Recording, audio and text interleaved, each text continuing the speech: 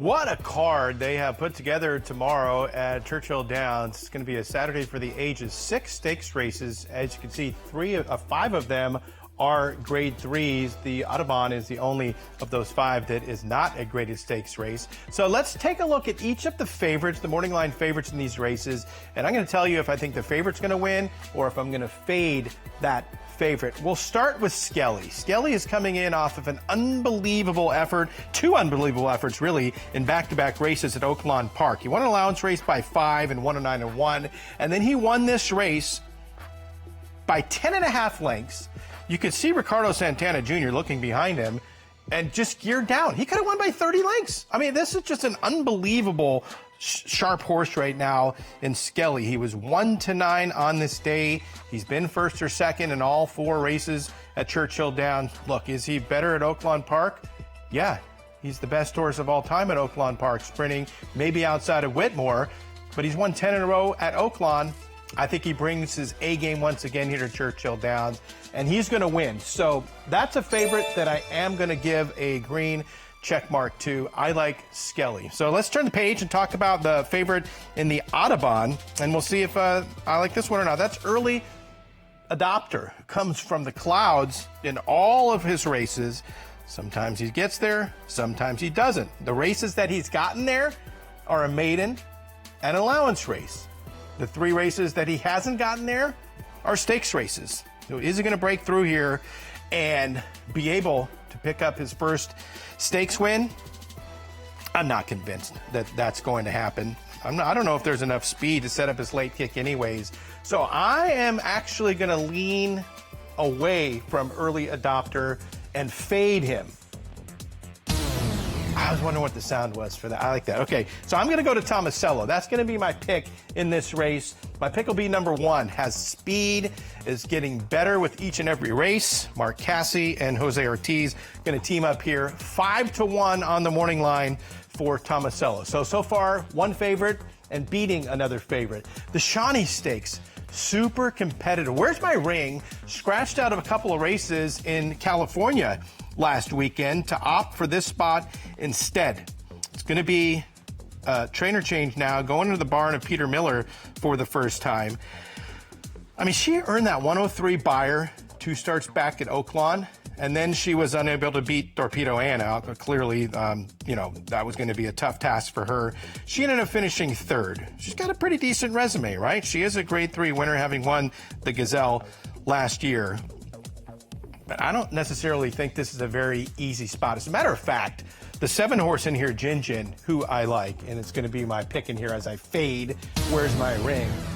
Jin beat one of the most accomplished fields that I've seen all year long last time out, and it was only a grade 3, but that played like a grade 1, beating Tarifa and Candied by 5 lengths in the first start into the barn of Brendan Walsh. I love Jin in that race. So 1 favorite, 2 fades. Let's go to Mercante in the Arlington Stakes, who's a lukewarm 3-1 on the morning line.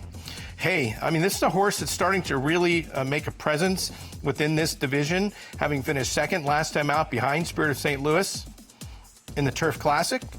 Has never won here on the turf at Churchill Downs, but has been in the money in those 2 starts. I don't know. Is he more of a synthetic horse, or is he good enough to be a graded stakes winner once again? He did it on the synthetic 2 starts back. I like a horse that loves it here at Churchill Downs. So I'm fading Mercante and going with Brilliant Birdie, who's a perfect 4-for-4 on the turf at Churchill. Fade Cherie DeVaux at your own risk. I'm not going to do it. I'm going to pick her, but I am going to fade the favorite there. The Blame Stakes, stacked field. This one is so competitive. So many different horses that we can make cases for.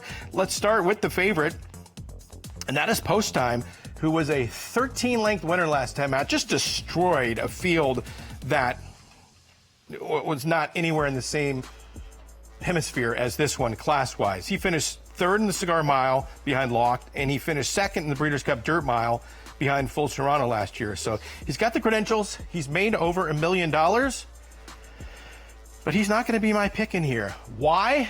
Because the last time, it's a fade, the last time that Mystic Dan raced at Churchill Downs, he beat Sierra Leone and he beat Forever Young. in the Kentucky Derby. He went bad. He was not good for a series of races. He's back. That race last time at Oaklawn was absolutely gigantic. He didn't win it, but I think he's set for a huge race. I like Mystic Dan in the Blame Stakes. And then we'll finish it off in the Regret Classic Q for Mark Casse. Really with a breakthrough performance last time out. Huge effort to win by almost 5 lengths. Look, when she brings her A game, she is going to be very tough to beat within this 3-year-old filly division. She's faced some older horses as well in her career, including last time out when she won so nicely. So Classic Q, I'm going to start with the favorite with Skelly, and I'm going to end with the favorite with Classic Q. I think she is a winning favorite. So 4 fades, 2 favorites. That's how we're going to do it tomorrow in those 6 stakes races at Churchill Downs. These races are so good. I'm so excited about that card tomorrow out at Churchill. So $275,000, the purses for all of those graded stakes races. They'll have a little bit of stakes action on Sunday as well. Look at the crew that will be joining us throughout the weekend there. Anthony, Gabby, Kate and Joe, Andy, and Matt Carruthers as well.